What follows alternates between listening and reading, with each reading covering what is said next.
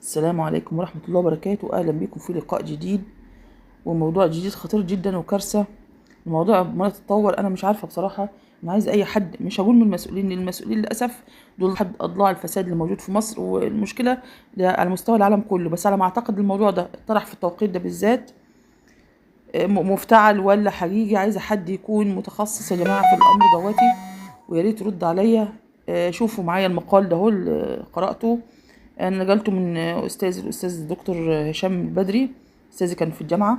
وهو برضو نقله عن مقال منقول، يعني مش برضو. هو التاني بيستفسر برضو يقول في ايه بالظبط في الموضوع ده. يا ريت حد من المسؤولين يرد علينا بسرعه. طبعا اتفتح الموضوع ده، وفي بعض المروجين ليه ان بيحاولوا يخوفوا الناس من اللحمه. هل ده حقيقي فعلا؟ هو اي حاجه متوقعه عامه، يعني في زماننا ده اي حاجه متوقعه، بس حاجه فعلا خطيره وحاجه مقززه. يعني احنا عارفين طبعا ان انا شخصيا في بلدي، وقلت لكم قبل كده ان اللحوم المستورده او المجمده دي يعتبر عيب او مسبه لو استخدمناها. بس طبعا في ظروف الارتفاع الاسعار الرهيب في اسعار اللحوم واسعار السلع عامه، يعني الناس مضطره. طبعا مش هلوم على الانسان اللي بيستخدمها، يعني اي انسان يستخدمها دلوقتي في الظروف اللي احنا فيها مضطر. وكان في ناس بداوا يشكروا في اللحمه السوداني المستورده من بره او اللحمه البرازيلي. بس الكلام النهارده عن اللحمه البرازيلي. شوفوا المقال ده هو فيما معناه ان اللحوم للاسف، اللحوم المجمده اللي جايه من بره ده على مستوى العالم، يعني مش مقصود بمصر، بس هي ذكر اسم مصر على اساس ان هي احد المستوردين لهذه اللحوم البرازيليه.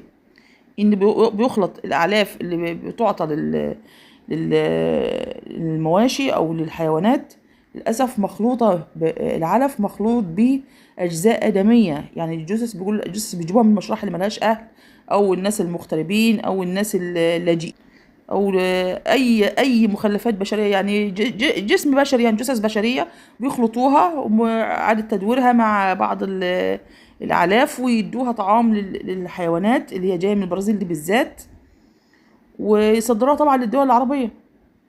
يعني انا مش عارفه ازاي. طيب لو فعلا الكلام ده صحيح، طب مش المفروض ان في شعبة مستوردين، او ان في ناس مسؤوله في مصر او في اي دوله يعني مستورده، مش المفروض في تحاليل؟ يعني كان من فتره كده كان ظهر ان كان لقوا بعض الديدان وبعض الميكروبات في اللحمه المستورده من وزاره الزراعه نفسها. يعني كانت وزاره الزراعه نفسها منزله في الاسواق طرح كميه لحوم فاسده فيها ديدان ترى بالعين المجرده، مش مجرد ديدان بتشاف تحت الميكروسكوب، لا دي كانت حاجات واضحه للعامه، الناس تشوفها عادي كده واضحه قدام الكل. معنى كده ان الحاجه اللي بتتجاب من بره بتخضع لرقابه. طيب فين الموضوع ده؟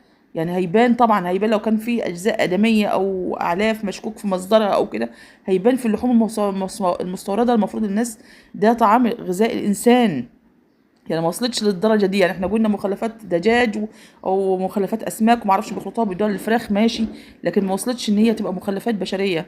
يعني انا مش عارفه هل فعلا دي خطه عالميه للتخلص من معظم سكان العالم، اللي هي نظريه المليار الذهبي. هل ده حقيقي؟ هل المقصود بيه في مصر بالذات ترويج اشاعات عشان يخوفوا الناس من اللحمه، بما ان الناس بدات تبعد عن الفراخ، وان الموضوع ده سبب انهيار في لاصحاب شعب الدجاج والحاجات دي والبيض، وبورصه الفراخ والبيض نزلت جامد. يعني النهارده كرتونه البيض وصلت، انا عندي في بلد النهارده ب 65 جنيه، يعني من 160 ومن 180 نزلت 65 جنيه. يعني طبعا ده انهيار رهيب طبعا وضياع فعلا. يعني لو كان فعلا الدكتور رحمه الله عليه ضياء العوضي اغتيل فعلا، كده احنا عرفنا الاسباب الواضحه، كده احنا عرفنا ايه اسباب اغتياله، كده في سبب واضح على الساحه ان. فبداوا بعض المروجين وفي بعض الاعلاميين، يعني في برضه في برنامج خلي بالكم برضه احذروا منه، في شاب كده هو بيقول ان هو مهندس معرفش في الالكترونيات ومعرفش ما وراء الطبيعه، اسمه محمود حجاب، بيقدم برنامج اسمه حجابيات، بيتكلم بقى عن المسيح الدجال ومعرفش وما خلف الطبيعه وحاجات غريبه كده بيتكلم فيها يعني. وهو الولد ده من خلال كلامه استنبط ان هو مؤيد نظام السيسي في مصر، وبيروج لاي حاجه، قفوا جنب بلدكم جنب رئيسكم جنب معرفش ايه، وخلي بالكم. وكان في معرفش بيلمح طبعا لضياء العوضي الله يرحمه ان كان احد عملاء الخارج واحد بيروج للبعد عن الدجاج، اكل الدجاج، والدجاج ده لان في حشره بيصدرها الغرب لينا، حشره مشابهه لحشره الجراد. دي معرفش بتعمل ايه، والحيوان الوحيد اللي كان هيتغذى عليها ويخلصنا منها اللي هو الفراخ. يا سلام، يا سلام. فربنا سبحانه وتعالى انطق الحق على لسانه وقال ضياء العوضي كان قال ما تاكلوش اللحوم، ما تاكلوش الدجاج. ضياء العوضي ما جاش ما تاكلوش اللحوم، هو جالي الدجاج والدجاج الابيض بالذات والبيض الابيض بناء على اسباب، والراجل عللها، وانا قلت ان انا مش واقفه في صف الراجل ده، بس للاسف كتر الاضطهاد اللي اضطهدوا بعد ما مات، وكتر المجرمين اللي في بلدنا اللي بيحاولوا ان هو يشوهوا سمعته، خلاني اعيد تفكير تاني واتابع الموضوع ده، وبطبقه انا شخصيا، بطبقه على نفسي بس في اقرب فرصه ان شاء الله. يعني انا طبقت النظام ده، حته منعت الجبن البيضه دي، اقسم لكم بالله العظيم بحوالي اسبوع انا ارتحت، معدتي كانت مرتاحه، ما فيش بعد كده تاني. للاسف رجعت لها تاني امبارح، مش عايزه اوصف لكم كميه الانتفاخات اللي عندي وكميه الالم اللي بحس بيه، رهيب، لمجرد الجبنه بس، ما مشيتش على النظام كله.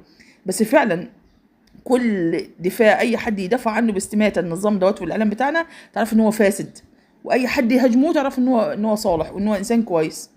فالامر خلاني اعيد حساباتي واراجع وافكر تاني واتابع الراجل كويس، وهطبق على نفسه، وبعد ان شاء الله بعد فتره هقول لكم نتيجه، سواء بالايجاب او بالسلب. يعني محمود حجاب يظهر في التوقيت ده ويشوه سمعة برضو دكتور الضياء العوضي، ويقول دي اصل دي معرفش في اجسام بترمي اجسام حديدية، صناديق كده صغيرة قد القلب كده، ويتفتح ويطلع منها حشرات شبه الجرادة، والحاجة الوحيدة اللي كانت هتاكلها دي الدجاج. يا سلام فجأة كده. وفي نفس الوقت تظهر برضو يقولك لا ده كانوا السيسي هيمنع اللحوم المستوردة عشان خاطر يرفع اسعارها، عشان الناس ما تضطرش تاكلها ويضطروا ياكلوا فراخ، لان الفراخ قلنا بورصة الفراخ نزلت خالص هي والبيض، والدنيا خربانة مع المستوردين والمنتجين والمصنعين الصناعة بتاعة الدجاج الأبيض دهوت.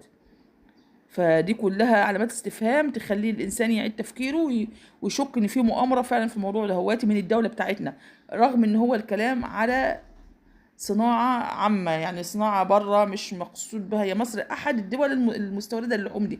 فعايزة حد بعد إذنكم يكون من المسؤولين يأكد لي أو ينفي المعلومة دهياتي، وأؤكد إن أنا ما بستخدمش اللحمة دي، بس للأسف قطاع كبير جدا من الشعب المصري بيستخدمه في ظل الظروف الغالية، ما نقدرش نقول له منحها. فأتمنى إن حد يجاوبني إجابة واضحة وصريحة ومسببة ومعللة، وشكرا لحسن استماعكم.